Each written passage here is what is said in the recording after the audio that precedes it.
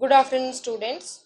Today we are going to start our that is the next tissue, and this is the last topic of our chapter. That is this is the last chapter uh, of our tissue chapter.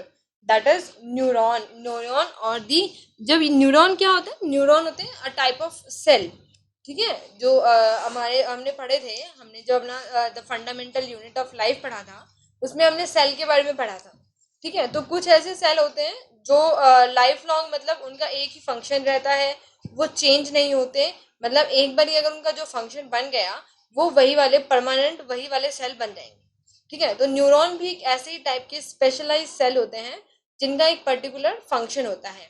क्या function होता है neurons का कि हमारी body में जो भी senses होती हैं और जो भी प्रोसेस होता है उसको उसको सिग्नल के फॉर्म में पूरी बॉडी में ट्रांसमिट करना. ठीक है मतलब एज ए सिग्नल.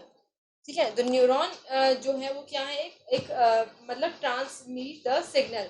हमारी बॉडी को क्या करता है सिग्नल की तरह, जैसे टेलीफोन की तार है ना एक शहर को दूसरे शहर से जोड़ती है, इसी तरह वो नर्वस सिस्टम भी वही एक तार है जो कि हमारे एक ऑर्गन को दूसरे ऑर्गन से जोड़ती है और इन्फॉर्मेशन कलेक्ट करके एक मतलब अपने हेडक्वार्टर से मतलब हमारे ब्रेन से इन्फॉर्मेशन कलेक्ट करके और फिर वो दूसरे ऑर्गन तक उसको पहुंचाती है. ठीक है कि आपकी आईज ने कुछ देखा, आपकी आईज ने क्या देखा घड़ी में कितना टाइम हो रहा है, फिर वो आपकी ब्रेन के पास गया कि हाँ भाई इतना टाइम हो गया आप लेट हो रहे हो कहीं जाने के लिए, गेट रेडी टू फास्ट. मतलब उसने फिर ब्रेन ने आपकी मसल्स के पास क्या पहुंचाई इंफॉर्मेशन पहुंचाई कि भाई फटाफट रेडी हो जाओ अपने मतलब मूवमेंट करो फटाफट. मसल्स को बोला फटाफट मूवमेंट करो वरना भाई मैं लेट हो जाऊंगी. तो ऐसे करके जो न्यूरॉन्स हैं ये फंक्शन करते हैं. ठीक है पहले हम देखते हैं एक सेल के बारे में देखते हैं नर्वस टिश्यू पे जाने के बजाय. हम पहले एक देखते हैं कि नर्वस टिश्यू किन सेल से बना होता है. किन सेल से बना होता है ये बना होता है न्यूरॉन से. न्यूरॉन ये न्यूरॉन का स्ट्रक्चर है जिसके पास एक सेल बॉडी है, एक डेंड्राइट है, एक एक्सॉन है. ये सेल बॉडी है जहां पर हमारा न्यूक्लियस और साइटोप्लाज्म प्रेजेंट है. उसके दोनों तरफ हमारे पास है dendrite. What is this, you have to pronounce it like dendrite. ठीक है तो सेल बॉडी में क्या होता है साइटोप्लाज्म होता है, न्यूक्लियस होता है और number of long thin fibre are stretching out from the cell body and these are called nerve fibres. Cell body में से बहुत सारे ये फाइबर्स निकलते हैं, इनको हम क्या बोलते हैं नर्व फाइबर्स. और डेंड्राइट्स, इसके एक साइड क्या होता है डेंड्राइट और दूसरी साइड ये कौन से फाइबर होते हैं एक्सॉन. कौन से फाइबर होते हैं एक्सॉन. जो डेंड्राइट होता है वो क्या करता है, जैसे कि आपकी स्किन पे कुछ गरम लगा, तो आपकी स्किन पे जब गरम लगा आपको पता लगा. ठीक है तो जो न्यूरॉन का जो डेंड्राइट है उसने इंफॉर्मेशन ली कि भाई उसको गरम लगा है और ये बात हमें ब्रेन तक पहुंचानी है. तो उसने क्या किया, जैसे ये हमारी स्किन के साथ अटैच है कौन से वाला पार्ट, स्किन के साथ कौन से वाला पार्ट अटैच है बेटा, ये वाला पार्ट, ये वाला पार्ट अटैच है. इसको इन्फॉर्मेशन मिल गई, इसने फिर धीरे धीरे यहाँ से इन्फॉर्मेशन धीरे धीरे पहुंचाई पहुंचाई पहुंचाई और यहाँ एक्सॉन से आखिरी तक चला गई. ये इन्फॉर्मेशन आखिरी तक जाके फिर दूसरे न्यूरॉन के पास चली गई, फिर तीसरे के पास, फिर चौथे के पास और अल्टीमेटली ये कहाँ गई ब्रेन के पास कि भाई आपके हाथ को कुछ गरम लगा है, it's not good for your hand, आप अपने हाथ को हटा लो, अपने हाथ को हटा लो. ठीक है तो ये कौन कहता है, ये न्यूरॉन बता रहा है. ये इन्फॉर्मेशन कौन दे रहा है, न्यूरॉन दे रहा है. ठीक है तो ये आपको बहुत ध्यान से पढ़ना है क्योंकि आपको ये नेक्स्ट ईयर भी पढ़ना है. जितना भी आप अभी 9th में पढ़ोगे वो सब आपको जरूरत पड़ेगी समझने के लिए 10th क्लास में. 10th क्लास में आप जो भी समझोगे वो जब भी अच्छे से समझ में आएगा जब आप ये सब अच्छे से समझ लोगे या सुनोगे या याद रखोगे. ठीक है तो इसको सबको अच्छे से पढ़ो, ये आपका बेस है. It's every class is a base for the other class, है ना. तो ये ध्यान से सुनो. फिर आता है एक्सॉन. एक्सॉन क्या है, सबसे लंबा फाइबर. ये क्या है, सबसे लंबा fibre. The axon passes the impulse to other neuron by synapses.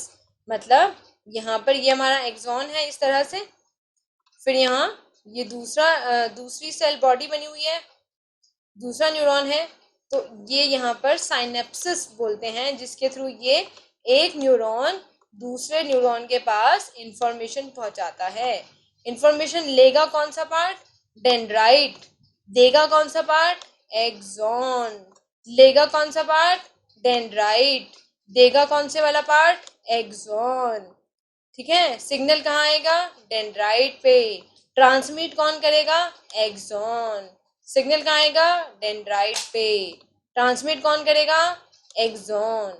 ठीक है, तो ये बातें कितनी बार रिपीट क्यों करी हैं? क्योंकि ये बातें सबसे ज्यादा इम्पॉर्टेंट हैं।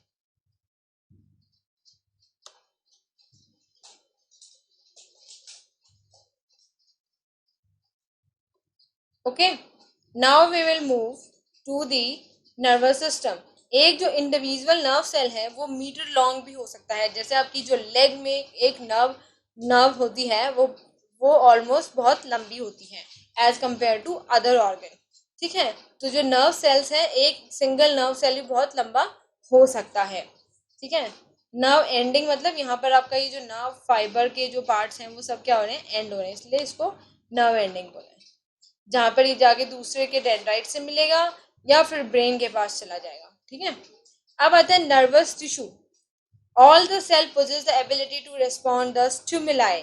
स्टिमुलाई क्या होता है? जो आपको बाहर से जो भी जो बाहर से आपको एक्शन मिला है या बाहर जो हो रहा है, आपकी स्किन को पता लगा है, तो वो एक स्टिमुलाई मिला है आपकी स्किन को, तो आप उसको रिस्पॉन्ड करोगे। तो हर सेल के पास, हर न्यूरॉन वाले जो न्यूरॉन हमने पढ़ा है उन सेल के पास क्या वो होता है एबिलिटी कि वो जो भी आपके स्किन पे टच हुआ है, आपकी आईज ने देखा है, आपकी जो सेंस ऑर्गन्स हैं या जो बॉडी के अंदर और न्यूरॉन्स हैं उनके पास, सबके पास सेंस करने की क्या होती है? सेंस करने की शक्ति होती है और उसको रेस्पॉन्ड करने की मतलब सिग्नल लेके आगे तक पहुंचाने की क्षमता होती है सब न्यूरॉन्स के अंदर।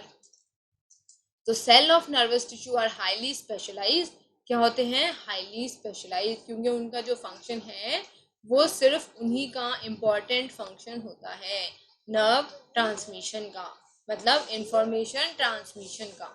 फॉर बींग स्टिमुलेटेड, बाहर से स्टिमुलेट होंगे वो, मतलब उसमें आएंगे, मतलब उनको चेतना जो मिलती है कहाँ से मिलती है? बाहर से ही मिलती है स्टिमुलेशन।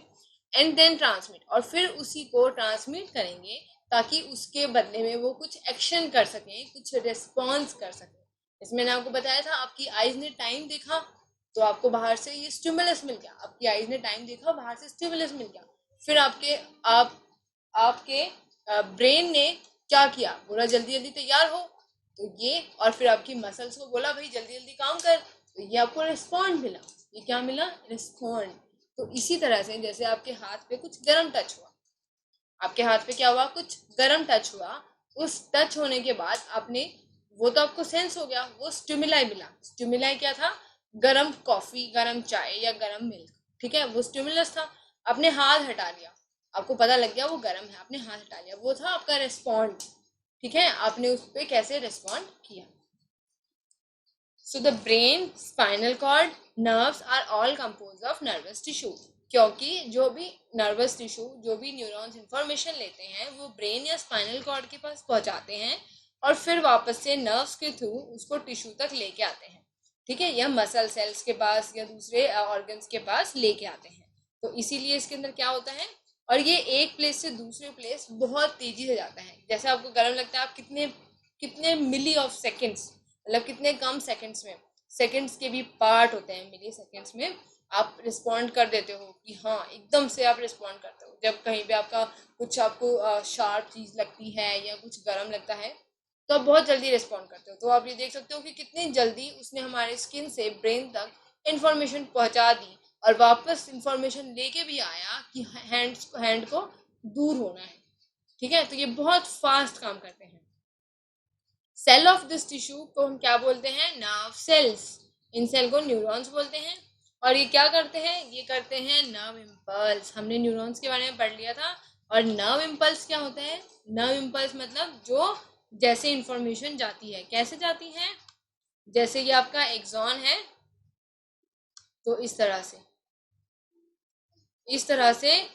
इस एक्सॉन के ऊपर से इम्पल्स जाएगी, फिर यहाँ खत्म हो गया, फिर यहाँ पे कुछ हो ऐसे बन जाते हैं, ऐसे मतलब, और फिर यहाँ दूसरा न्यूरॉन शुरू हो जाता है, और यहाँ पे कुछ केमिकल बनते हैं और वो फिर दूसरे न्यूरॉन के पास जाते हैं, और फिर वो ऐसे ही वहां पर भी ऐसे ही जंप कर करके ये नर्व इम्पल्स चलती है।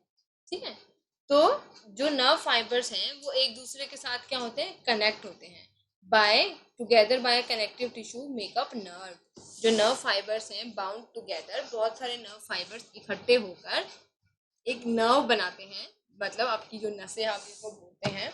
ठीक है, तो बहुत सारे न्यूरॉन्स, इसलिए न्यूरॉन क्या है, एक कनेक्टिव सेल है, और नर्वस टिश्यू क्या है, कनेक्टिव टिश्यू, जो आपके पूरी बॉडी को क्या कर रहा है, कनेक्ट कर रहा है, पूरी बॉडी को कनेक्ट कर रहा है।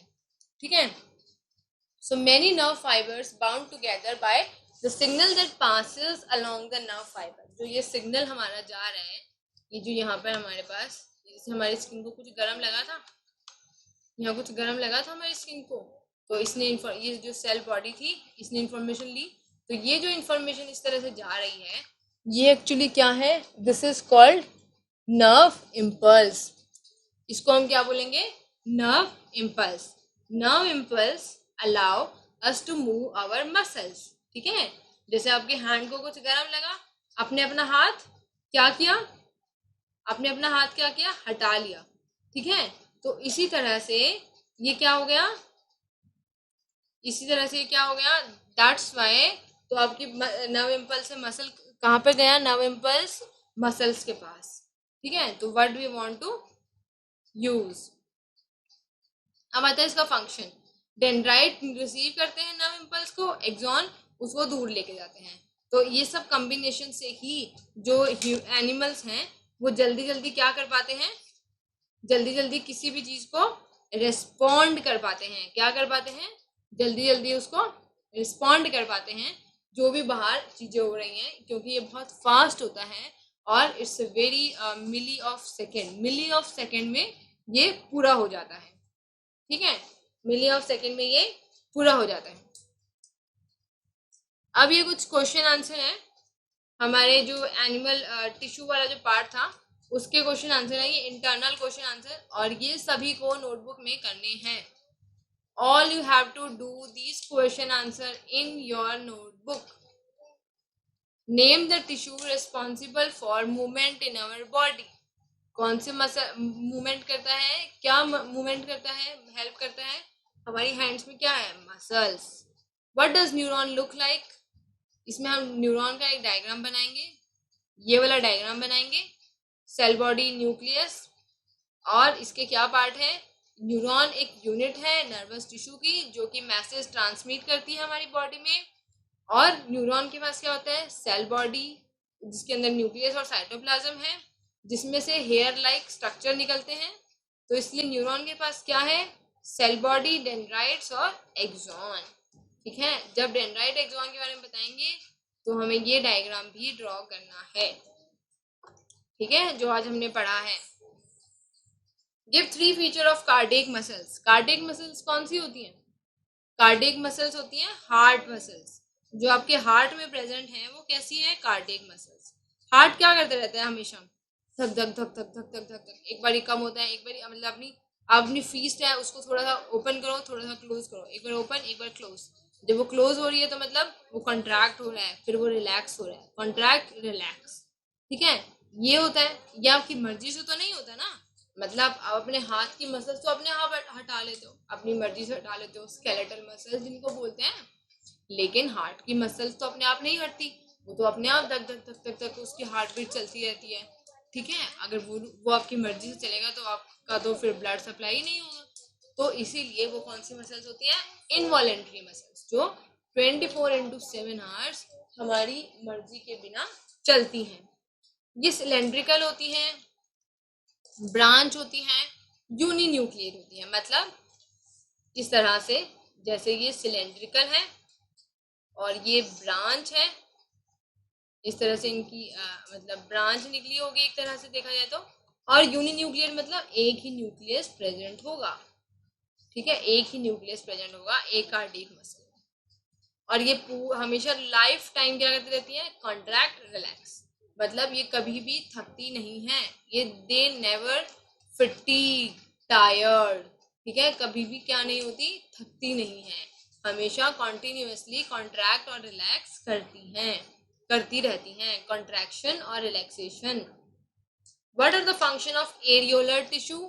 एरियोलर टिश्यू क्या होता है, कनेक्टिव टिश्यू होता है, जैसे कि हमने पढ़ा था, वो क्या करता है, जैसे ये आपके सेल हैं, जैसे कि आपके सेल हैं, या इसके अंदर मान लो, इसके अंदर यहाँ पे ये सेल है, इस एरिया के अंदर, तो यहाँ पर ये जो स्पेस खाली है, यहाँ पर ये एरियोलर टिश्यू होते हैं, जो कि थोड़ा सा बहुत जो ऑर्गन के बीच में जो जगह बच गई है उसको फिल करेंगे और सपोर्ट करेंगे इंटरनल ऑर्गन को, क्योंकि बिल्कुल खाली हो जाएगा तो वो उसको ज़्यादा जगह मिलेगी हिलने की, तो वो थोड़ा कॉम्पैक्टली पैक हो जाता है, उसको पैक करने में हेल्प करते हैं। और रिपेयर ऑफ टिश्यू, यहाँ पर कुछ ऐसे सेल प्रेजेंट होते हैं जो कि अगर किसी ऑर्गन के आसपास का कोई टिश्यू खराब हो गया है तो एरियोलर टिश्यू उसको रिपेयर करने में हेल्प करते हैं, ठीक है।